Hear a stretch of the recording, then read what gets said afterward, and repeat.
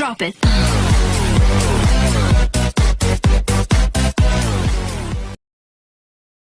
बचपन से ही स्कूल में हमें पढ़ाया जाता है कि एल्बर्ट आइंस्टाइन इस दुनिया के सबसे बुद्धिमान व्यक्ति थे और इनके जितना ज्ञानवान कोई भी पैदा नहीं हुआ। पर आज हम अपने चैनल केवी विकी में बात करने वाले हैं ऐसे व्यक्ति के बारे में जो एल्बर्ट आइंस्टाइन से किसी भी मायने में कम नहीं है। दोस्तों, क्या आप जानते हैं भारत में जन्मे वशिष्ठ नारायण सिंह ने आइंस्टाइन की मशहूर रिलेटिव थ्योरी तक को चुनौती दे दी थी। कौन थे ये वशिष्ठ नारायण सिंह? क्यों इनके बारे में हमें पढ़ाया नहीं जाता, ना इन पर कोई किताब लिखी गई? वशिष्ठ नारायण का जन्म 2 अप्रैल 1942 को पटना के बसंतपुर गांव में हुआ। उनके पिताजी एक पुलिस कांस्टेबल थे और 5 भाई बहनों के परिवार में आर्थिक तंगी का हमेशा डेरा जमा रहता था, लेकिन इससे इनकी प्रतिभा पर कोई भी ग्रहण नहीं लगा। वशिष्ठ नारायण एक चाइल्ड प्रौद्योगिकी थे और उनका दिमाग बहुत तेज़ था, इतना तेज़ कि उन्होंने गरीबी तक को पीछे छोड़ दिया। उन्होंने अपने बलबूते पर पटना यूनिवर्सिटी में एडमिशन लिया। यूनिवर्सिटी में एडमिशन लेने से पहले लोग उन्हें सिर्फ एक होशियार स्टूडेंट मानते थे, पर यूनिवर्सिटी में कुछ ऐसा हुआ जिसने सबको चौंका दिया। दरअसल वो मैथ में अपनी क्लास के ही नहीं बल्कि अपने सीनियर की क्लास के भी सवाल हल कर दिया करते थे। कॉलेज के प्रिंसिपल डॉक्टर नागेंद्र नाथ, जो खुद एक मैथ के प्रोफेसर थे, वशिष्ठ से काफ़ी परेशान थे क्योंकि वशिष्ठ अपनी मैथ की क्लास में अपने टीचर से अजीबोगरीब सवाल पूछते थे और उनके टीचर्स को भी नहीं समझ में आता था। टीचर के गलत पढ़ाने पर वो अपने टीचर को भी डांट दिया करते थे। डॉक्टर नाथ ने वशिष्ठ को सबक सिखाने के लिए उनका एक अलग से एग्ज़ाम लिया। उन्होंने एक ऐसा पेपर सेट किया जो वशिष्ठ को कभी पढ़ाया ही नहीं गया। फिर जब डॉक्टर नाथ ने पेपर चेक किया तो उन्हें अपनी आंखों पर विश्वास ही नहीं हुआ। वशिष्ठ नारायण ने न सिर्फ उन सभी सवालों के जवाब दिए बल्कि उन सभी सवालों के जितने भी संभव तरीके थे उन्हें सभी तरीक़ों से सॉल्व भी किया। इसके बाद यूनिवर्सिटी के नियम वशिष्ठ के लिए बदल दिए गए और वशिष्ठ को फर्स्ट ईयर से सीधा फाइनल ईयर में प्रमोट कर दिया गया। डायरेक्ट फाइनल ईयर में आने के बावजूद उन्होंने डिस्टिंक्शन से क्लास में टॉप किया। कॉलेज में अपने दूसरे वर्ष के अंत तक उन्हें एमएससी मैथ्स अंतिम परीक्षा देने के लिए अनुमति दे दी गई। एमएससी फाइनल ईयर के सबसे होनहार स्टूडेंट ने कॉलेज से ड्रॉप कर दिया, इस डर के कारण कि उसका टॉप रैंक वशिष्ठ को प्राप्त हो जाएगा। वशिष्ठ नारायण सिंह जब पटना यूनिवर्सिटी में पढ़ते थे तभी कैलिफोर्निया विश्वविद्यालय के प्रोफेसर जॉन कैली की नज़र उन पर पड़ी। कैली ने उनकी प्रतिभा को पहचाना और 1965 में वशिष्ठ नारायण को अपने खर्चे पर अमेरिका ले गए। साल 1969 में उन्होंने कैलिफोर्निया यूनिवर्सिटी में पीएचडी की और अब वो डॉक्टर वशिष्ठ नारायण सिंह बन चुके थे। पीएचडी के बाद डॉक्टर वशिष्ठ नारायण ने स्पेस ऑर्गेनाइजेशन नासा ज्वाइन किया और 1969 में नासा का अपोलो मिशन लॉन्च हुआ। जी हाँ, वो ही अपोलो मिशन जिसने इंसान को चांद पर पहुंचाया था। इस मिशन के दौरान कंप्यूटर्स ने कुछ देर के लिए काम करना बंद कर दिया था। तब वशिष्ठ नारायण सिंह ने अपनी गणित लगाकर हिसाब लगाया और जब कंप्यूटर्स चालू हुए तो वशिष्ठ और कंप्यूटर का कैलकुलेशन एक था। 1973 में उन्होंने भारत आकर शादी कर ली और फिर अपनी पत्नी के साथ अमेरिका वापस चले गए।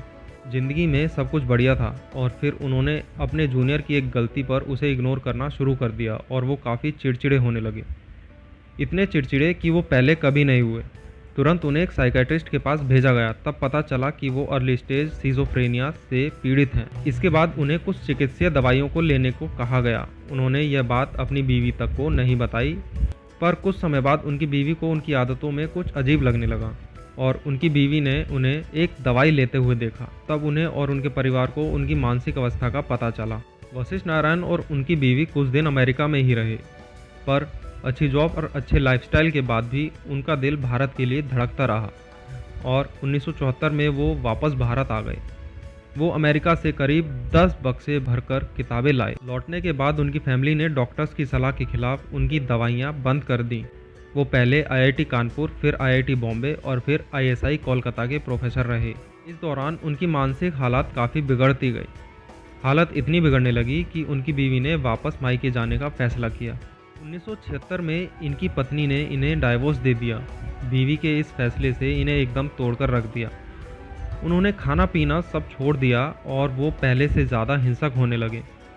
इनकी हालत से परेशान होकर घर वालों ने भी इन्हें मेंटल असाइलम भेज दिया। असाइलम के दौरान उनका इलाज हुआ और फिर उनकी हालत में सुधार देखने को मिला। फिर 1990 में इनके पिता का देहांत हो गया और अंतिम संस्कार के लिए इन्हें असाइलम से पेरोल पर छोड़ दिया गया। वशिष्ठ ने वापस असाइलम जाने से मना कर दिया और हालत में सुधार होने के कारण उन्हें असाइलम से डिस्चार्ज कर दिया गया।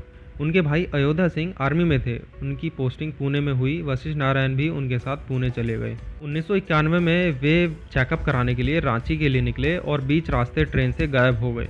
उन्हें खूब ढूंढा गया पर कोई पता नहीं चला। 4 साल बाद वो अपनी बीवी के गांव के पास एक कूड़े के ढेर में मिले। तब से उनके परिवार वालों ने उन्हें अपनी नज़र से दूर नहीं जाने दिया। नासा में काम कर चुके और पटना यूनिवर्सिटी के नियम चेंज कराने वाले वशिष्ठ नारायण अपनी डिस्ट्रिक्ट में काफ़ी फेमस थे। इस हादसे को लोकल न्यूज़पेपर में छापा गया और सरकार को उनकी सहायता करने के लिए मजबूर किया गया।